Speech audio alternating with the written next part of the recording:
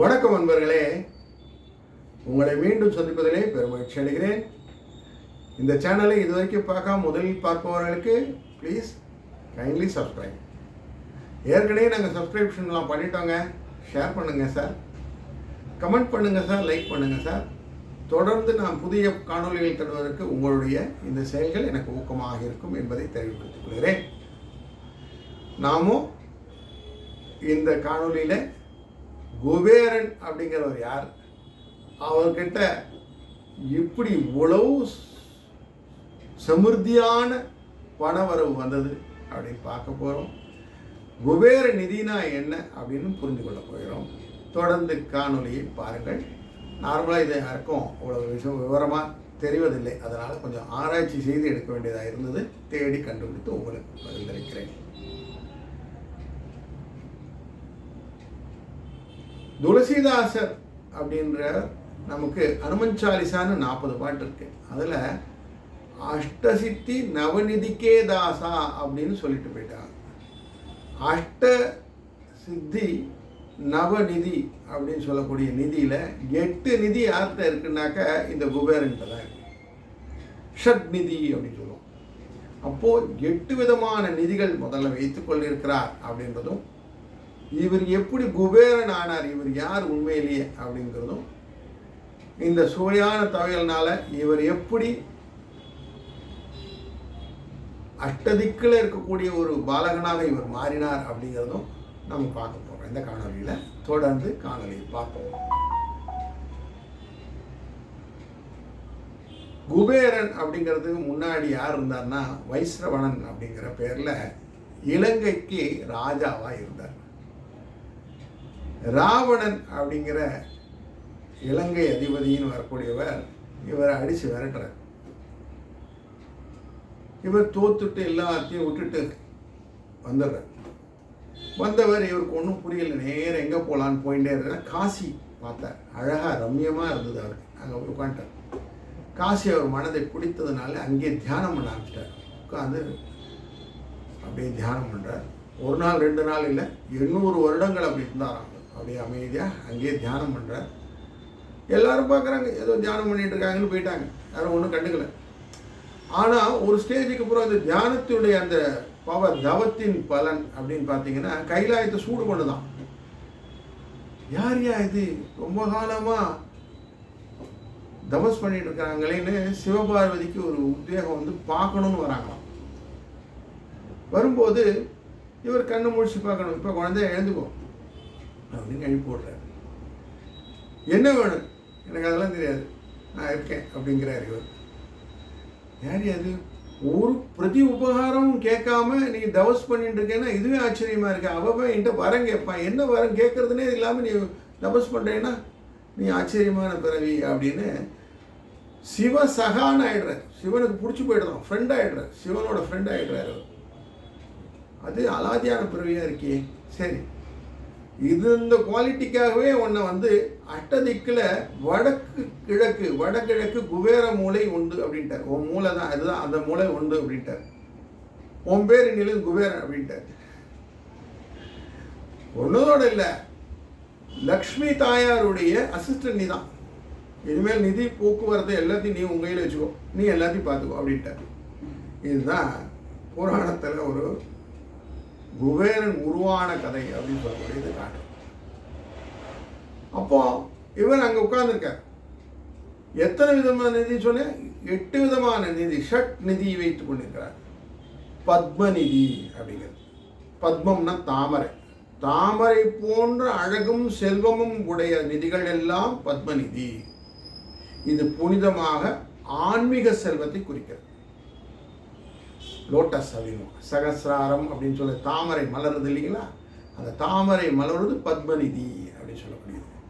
அதே போல் மகா பத்மநிதி அப்படின்னு சொல்லுவோம். பெரிய தாமரை வடிவிலே செல்வம், சங்கு வடிவிலே செல்வம், புகழ், தேஜஸ், யசஸ் அப்படின்னு சொல்லுவோம். கீர்த்தி அப்படின்னு சொல்லுவாங்க தமிழில். வெற்றியை தரக்கூடிய, கீர்த்தியை தரக்கூடிய விஷயங்கள் எல்லாம் நமக்கு மகாபத்மநிதி, சங்கநிதி. சங்கு அப்படின்னா சங்கநிதி, மகாபத்மநிதினா பெரிய தாமரை, அளவில முடியாத பெரிய செல்வம்.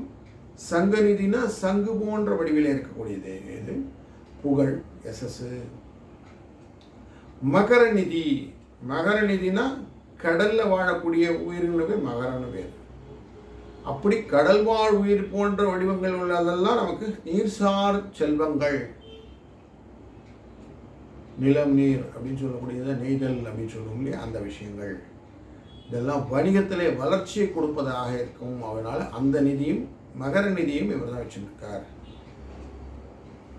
அதனால தான் பார்ப்பீங்க நீங்கள் குபேரனுடைய படத்தில் மீன்லாம் இருக்கும், கீரிப்புள்ள இருக்கும், குதிரை இருக்கும், இதெல்லாம் பார்த்துருக்கீங்க இல்லையா. ரீசன் இதுதான். கச்சப நிதி ஆமை வடிவில் இருக்கக்கூடிய, கச்சபம்னா ஆமை, நீடித்து இருக்கும். ஆமை எவ்வளோ வருஷம் இருக்கும்? வருஷம் இருக்கும் சார் சொன்னாங்களே. அப்போ நீடித்த செல்வம், உழைப்பின் பலனும் நீடித்திருக்கும். பெருநீளம் அப்பா தாத்தா அதுக்கு தாத்தா முப்பாட்டா இப்படி இருக்கும், வரிசையாக இருக்கும் இல்லையா. இதெல்லாம் நீடித்த செல்வத்தை கொடுத்தது இந்த கச்சப நிதி. முகுந்த நிதி மகிழ்ச்சி, இன்பம், எது வந்தாலும் சந்தோஷப்படணும் இல்லையா. அப்படி சந்தோஷத்தை தரக்கூடிய செல்வம். செல்வம் வந்துட்டுனா சந்தோஷம் வரணும். திடீர் செல்வம், திடீர் அதிர்ஷ்டம்லாம் ஹா லாட்ரி, ஹா விஷயம் அப்படின்னு ஒரு ஆச்சரியத்தோடு சொல்கிறோம் இல்லையா. இந்த ஹா சொல்லக்கூடியதெல்லாம் முகுந்த நிதி. குண்ட நிதி, குண்டம்னா மண்பாண்டம், அதெல்லாம் நிறைய மண்பாண்டங்களாக வைத்திருக்கிற மாதிரி படங்களில் காட்டுவாங்க. பூமியிலிருந்து கிடைக்கக்கூடிய செல்வங்கள் எல்லாம் மண்பாண்டங்களை வைத்திருப்பார்கள். அப்படியெல்லாம் மண்பாண்டங்களாக வைத்திருக்கக்கூடிய நமக்கு குண்ட நிதின்னு பேர். நீலநிதி, நீலநிதினா இந்த மாணிக்கங்கள், ரத்தனங்கள், மரகதங்கள், வைடூரியங்கள், வைரங்கள் அப்படிலாம் சொல்கிறோம் இல்லையா. மின்னும் மின்னும், அதெல்லாம் நீலநிதி அப்படின்னு சொல்லுவோம். இப்படி அஷ்டநிதிகளையும் ஒன்றா வைத்திருப்பவர் ஷட் நிதி. சங்கநிதி பதுமநிதின்னு ரெண்டு, அதுக்கு ஒய்ஃப் இருக்குது, அவங்களும் இதெல்லாம் மேனேஜ் பண்ணிப்பாங்க. சங்கநிதி வேணும், பத்மநிதி வேணும். அப்போ குபேர சம்பத்து வேணும்னா நம்ம குபேரனை பிடிச்சிக்கணும். யாருக்கு கொடுப்பா? இவர் யாரெல்லாம் நேர்மை, தர்மம், நியாயம். ஏன்னா இது எதிர்பாராம, எதையும் எதிர்பார்க்காம தபஸ் பண்ணவருக்கு இவ்வளோ கிடைச்சிருக்குன்ற இண்டிகேஷனை முதல்ல வச்சுக்கோங்க. எதையும் எதிர்பார்க்காம, பலனை எதிர்பார்க்காமல் செய்பவர்களுக்கு சுவாமி தானா வந்து அனுகிரகம் செய்வார். அக்கௌண்டபிலிட்டின்னு இங்கிலீஷில் ஒரு வார்த்தை உண்டு. நம்ம செய்யக்கூடிய காரியத்துக்கு நான் தான் பொறுப்புன்னு எடுத்துக்கிட்டு அதை செய்யும்போது நமக்கு கூடவே சுவாமி அனுகிரகமாக அவன் கர்மா கட்ட செய்கிறான் அப்படின்னு கூடவே வருவார். இதுதான் சனி பகவான் சொல்லி கொடுப்பார். சனி பகவான் எவ்வளவு தூரம் நீங்கள் கரெக்டாக அக்கௌண்டபிளாக உங்களுக்கான வேலையை நீங்கள் சிரமமாக செய்கிறீர்களோ அவ்வளோ தூரம் அவர் உங்களுக்கு பலனை கொடுப்பார்னு பார்ப்போம். அதே தான் அந்த குபேரன் சொல்லி கொடுக்குறார்.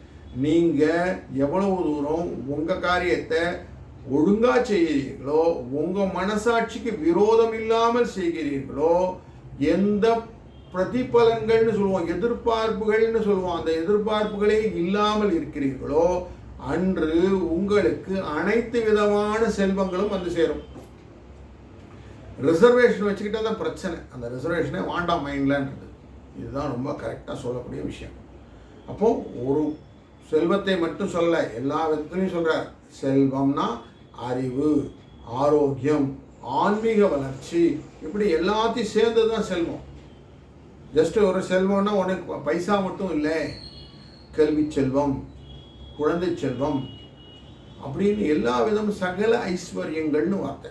இது எல்லாத்தையும் சேர்ந்தா இது குபேரனுடைய சம்பத்துன்னு புரிஞ்சுக்கணும். இப்படி குபேர சம்பத்தை பெற்றுக்கொண்டால் நம்ம வாழ்க்கை எப்படி இருக்கும்? சுபிட்சமாக இருக்கும் அப்படின்னு சொல்லலாம்.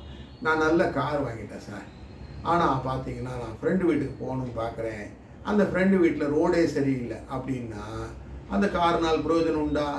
இல்லை. நல்ல வீடு வச்சுருக்கேன் சார், ஆனால் பாருங்கள் ஊருக்குள்ளார இல்லை, ஊருக்கு வெளியில் வச்சுருக்கேன், பிரயோஜனம் உண்டா? 4 பேர் வர முடியுமா? இல்லை. அப்போ எல்லாரும் வேணும்னு நினச்சிங்கன்னா அந்த சம்பத்து எப்படி இருக்கும்? உங்களுக்கு எல்லாரையும் உங்களோட ஒருமைப்படுத்தி விடும். இது குபேர சம்பத்துடைய சூட்சமம். இதை புரிஞ்சுக்கணும்னு வச்சுங்களேன், ஐஸ்வர்யத்தை நம்ம தேடுவதே இல்லை, நம்ம செஞ்சுக்கிட்டு இருக்க காரியத்தில் ஐஸ்வர்யம் தானாக வந்துருங்கிறது தான் குபேரனுடைய முக்கியமான கோட்பாடு. அதுதான் குபேரலக்ஷ்மினை கமலதாரிணை தனா ஆகரிஷ்ணை ஸ்வாஹா அப்படின்னு லக்ஷ்மியை வணங்குவாங்க. நம்ம நார்மலாக சொல்லுவோம் ராஜாதிராஜ பிரதக்தாயினே நமோ வயம் வை ஸ்ரவணாய குருமஹே சமேகா மாகா மக்யம் காமேஸ்வர வைஷ்ணதாது குபேராய வைஷ்ணவனாய மகாராஜாயே நம.